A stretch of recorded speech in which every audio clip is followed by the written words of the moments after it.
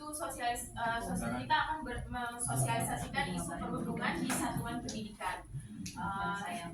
Pertama kita akan membahas mitos dan fakta mengenai perundungan. Nanti di dalamnya ada juga pengertian perundungan, indikator mengenali perundungan yang akan dijelaskan oleh saya. Lalu jenis perundungan, pihak yang terlibat dalam. Sebelum itu saya ingin mengajak Bapak dan Ibu melihat mungkin ketika Bapak dan Ibu dulu merasakan kita sama-sama menuliskan apa saja, apa mungkin ada dari Bapak Ibu.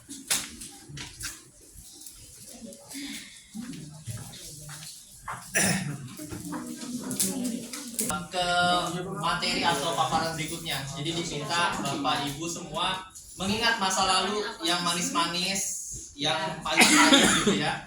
Callback lagi, di recall apa sih pengalaman yang baik. Nah sekarang yang buruk-buruk dialami ditulis sebanyak-banyak.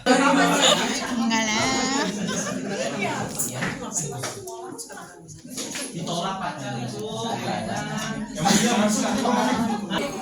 Yang paling menyakitkan. Bisa udah kemarin deh. Ya, Mau praktek aja deh tempelinnya, Mas. Kalau udah kan jadi Mas. agak kecil ya tulisannya ya. Body shaming udah pasti. ditinggal pertanyaan saya. Nggak usah Kak. Udah ketahuan.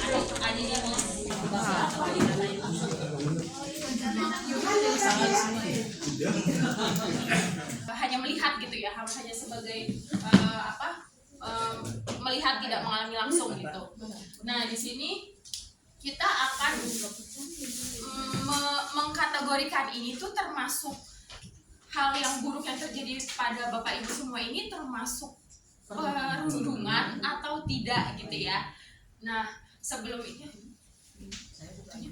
atau melalui buku ajar yang mencerminkan tindakan agresif dan penyerangan yang terjadi di lingkungan sekolah, lingkungan satuan pendidikan, dan mengakibatkan ketakutan, trauma, kerusakan barang, luka atau cedera, luka fisik. Karena mencari nama identitas sampai buka rapot kan kalau zaman SD dulu ya. Lihat rapotnya. Nah ini berarti guru yang jutek sering diminta untuk memecahkan masalah teman atau ya atau apa ya itu ikut lomba, piala-pialanya diambil ya makanya ikut lainnya sibuk sendiri ya, ada alasan balik itu, ada hal pasif. Nah ini masih akan disampaikan oleh Ibu Amalia.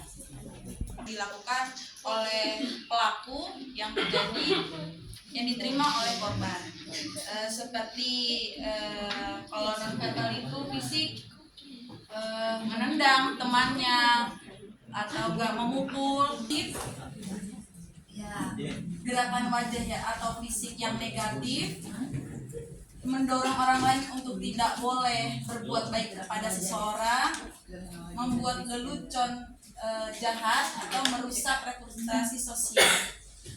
Perundungan daring yang terjadi di dunia maya, segala kekerasan melalui dunia maya atau internet yang dilakukan oleh pelaku seperti menuliskan komentar yang tidak baik di sosial media. Dipaparkan tadi oleh Bu Diana, mohon bantuan kepada Bapak Ibu untuk membedakan.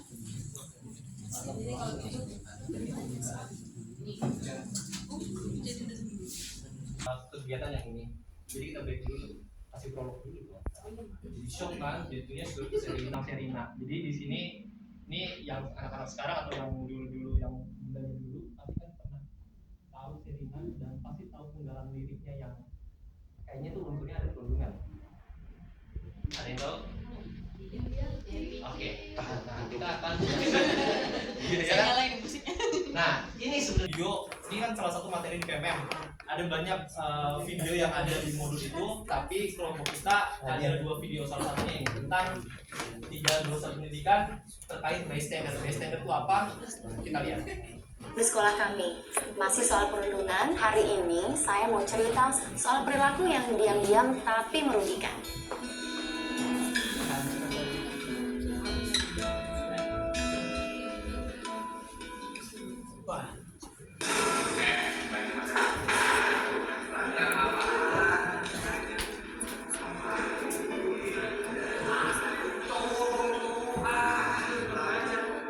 Ibu bapak mungkin sudah menyadari kalau ketiga orang ini adalah perundung. Dan murid yang terlihat sangat tidak nyaman itu adalah korban perundungan. Tapi, kalau kita bicara perundungan, sebenarnya ada pihak lain yang terlibat, yaitu penonton atau bystander. Mereka ini ibarat pisau bermata dua. Di satu sisi, ketika mereka diam saja, lingkungan sekolah akan menganggap tidak ada permasalahan apapun karena tidak adanya laporan yang masuk. Alhasil, sekolah seakan tidak menunjukkan keberpihakan kepada korban. Penonton yang tidak melakukan intervensi apapun juga bisa membuat asumsi bahwa perundungan adalah perilaku yang bisa diterima secara sosial, sehingga perundungan bisa semakin menjadi-jadi. Tapi, tidak mengintervensi tidak serta-merta berarti tidak peduli ya. Karena penonton atau bystander pun umumnya punya rasa takut ikut terlibat dalam masalah tersebut. Tapi di sisi lain, bystander ini bisa jadi ally atau abstainer juga loh bagi korban, alias sekutu yang membantu. Gimana caranya? Nah, saya mau ajak ibu bapak untuk mengamati sekali lagi adegan di kelas tadi. Lalu coba catat hasil amatannya untuk 2 pertanyaan ini ya. 1. Apa penyebab seseorang menjadi penonton? 2. Apa yang bisa dilakukan oleh penonton untuk menjadi seorang ally? Oke, siap ya ibu bapak? Yuk kita mulai.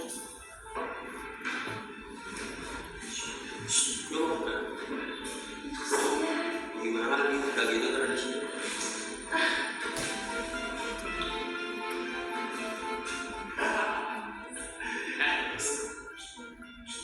Woi, panggil nyampo. Juga. Nah, gitu loh.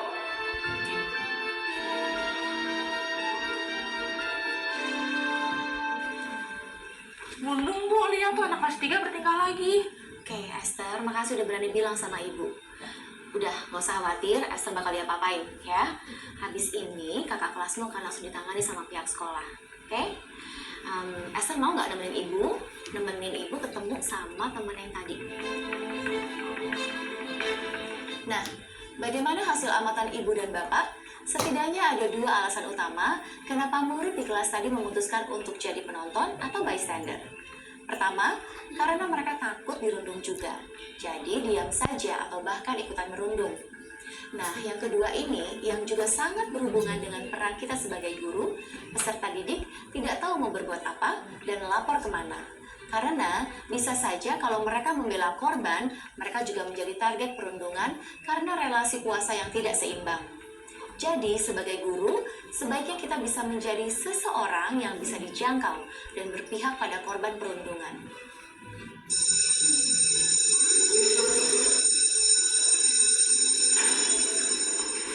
Nah, habis kelas nanti, kita ketemu ya di ruang BK.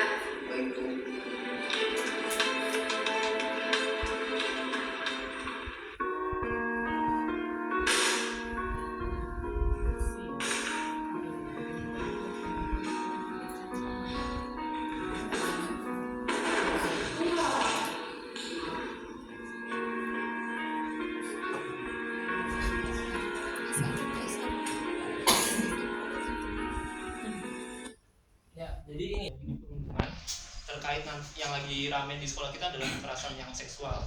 Jadi bukan hanya pelaku dan korban, ternyata ada bystander, istilah yang saya pribadi juga baru tahu, penonton.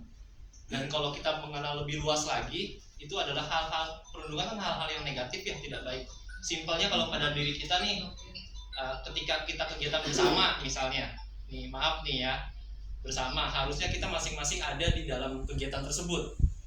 Tapi kita sendiri mungkin ada melihat teman, oh ada di ruang dulu nih, ada di sarapan. Kita sendiri pun mau negor takutnya disangka so cari muka dan segala macam. Sebenarnya kalau kita mau jadi sistem yang baik, budaya yang baik adalah bukan perundungan. Jadi ini semua bekerja, tidak hanya pelaku sama korban, tapi ada bystander gitu. Saling mengingatkan lah untuk budaya positifnya itu. Jadi budaya positif. Ketidakseimbangan kuasa seperti guru dan murid, Bu. Betul. Perbedaan kuasa yang bisa nyata kita lihat. Orang ini adalah salah satu, ini saya baru belajar juga tentang Jamboard. Mungkin Bapak Ibu ada yang pernah pakai Jamboard? Belum ya? Nah, Jamboard ini dibuka aja. Silakan di scan barcode. Ini salah satu di PMM itu aksi nyatanya ada di aksi nyata. Jadi teman-teman kita bertiga, saya Budiara dan Bu Amel itu menyiapkan 3 instrumen untuk aksi nyata terkait langsung anti PMM. Jadi tenang saja, kita berdiferensiasi. Jadi bagi Bapak Ibu yang terkait gadget dan segala macam tidak agak kesulitan, nanti ikutnya ke Bu Amel. Jadi Bu Amel sudah menyiapkan ini. Jadi nanti bisa langsung dikasih, tidak harus diisi hari ini, nanti diserahkan Bu Amel. Kemudian nanti ada sticky notes juga yang akan punyanya Bu. Ada 3, ada yang isi tempatnya Bu Amel, ada yang dari Budiara, kalau saya dari yang ini. Jadi nanti aksi nyatanya pas di PMM sudah ada yang, kan ini di PMM itu aksi nyatanya sosialisasi Pak. Jadi kita anggaplah ini sudah ada sosialisasi, dokumentasi sama sudah ada tim dokumentasinya, aksi nyata diisi. Nah di Jamboard ini kalau sudah ada yang bisa masuk, nanti dia tidak terdetek siapa yang masuk atau siapa yang nulis di situ. Jadi kerahasiaan siapa yang melaporkan itu pengetahuan sampai saya sekarang aman, nggak ada namanya. Coba lihat Jamboardnya. Ini untuk bisa pakai Jamboard ini. Itu mungkin dari saya. Mungkin ada yang bertanyakan. Ini pertanyaan yang ini ya, pertanyaan hilang. Ini judulnya hilang, kita jadi judulnya. Nanti mungkin tambah sedikit Ya, kayak biar lebih jelas. Mungkin nanti di bagian sebelah sini saya akan membagikan sticky notes untuk diisi di sini. Enggak sekarang juga nggak apa-apa gitu. Nanti kalau ketika sudah selesai boleh dikasih ke saya. Nanti barisan di tengah mungkin dengan Bu Amel nanti dikasih selembaran ya untuk ditulis. Lalu di sini. Jangan-jangan. Makanan. Besok lama. Sekarang mau selesai. Pantunnya begini Bapak Ibu. Makan lele di siang hari. Kalau pulang jangan lari. Mohon maaf sekali lagi jika ada paparan yang tidak dihendaki. Assalamualaikum warahmatullahi wabarakatuh. Waalaikumsalam. Paparan dari yang kemarin sempat tidak?